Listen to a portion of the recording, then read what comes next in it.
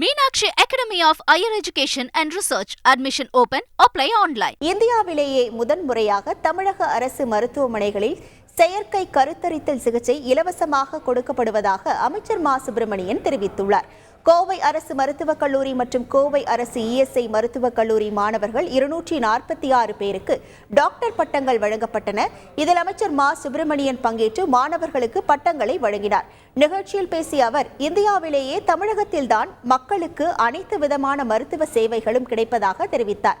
இந்தியாவிலேயே முதன்முறையாக தமிழக அரசு மருத்துவமனைகளில் இலவச கருத்தரித்தல் சிகிச்சை மையம் தொடங்கப்பட்டுள்ளதாகவும் முற்றிலும் இலவசமாக சிகிச்சை அளிக்கப்படுவதாகவும் அமைச்சர் மா சுப்பிரமணியன் கூறினார்.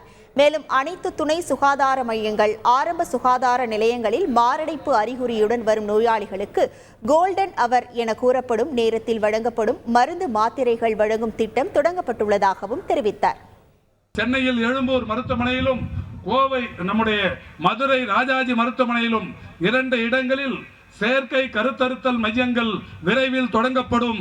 அது இலவசமாக ஏழை எளியவர்கள் பயன்பெறுகிற வகையில் அந்த திட்டத்தை நடைமுறைப்படுத்துவோம் என்று அறிவித்தோம். தனியார் மருத்துவமனைக்கு போனால் ஒரு குழந்தை பிறப்பதற்கு 10-15 லட்சம் செலவாகிறது.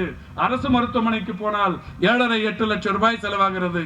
ஆனால் தமிழ்நாட்டில்தான் முதன்முறையாக ₹1 கூட செலவில்லாமல் ஏழை தாய்மார்களுக்கு இன்றைக்கு அந்த செயற்கை கருத்தறுத்தலின் மூலம் குழந்தைகள் பெற்றெடுத்து தருகிற ஒரு அற்புதமான திட்டம் நேற்றைக்கு தொடங்கி வைக்கப்பட்டிருக்கிறது. முன்னதாக பட்டம் பெறும் நிகழ்ச்சியில் பெண் ஒருவர் கை குழந்தையுடன் அமைச்சர் மா சுப்பிரமணியனிடம் டாக்டர் பட்டம் வாங்கினார். இதுகுறித்து தெரிவித்த அந்த மாணவி, தமக்கு திருமணமாகி 18 மாத கை குழந்தை இருப்பதாகவும் குழந்தையுடன் வந்து பட்டம் பெற்றது மகிழ்ச்சியாக இருப்பதாகவும் தெரிவித்தார். மேலும் தாங்கள் முதல் நீட் தேர்வில் தேர்ச்சி பெற்று மருத்துவம் படித்து பட்டம் பெறும் மாணவர்கள் என்பதால் கூடுதல் மகிழ்ச்சி என்றும் அவர் கூறினார். Meenakshi Academy of Higher Education and Research. Admission open. Apply online.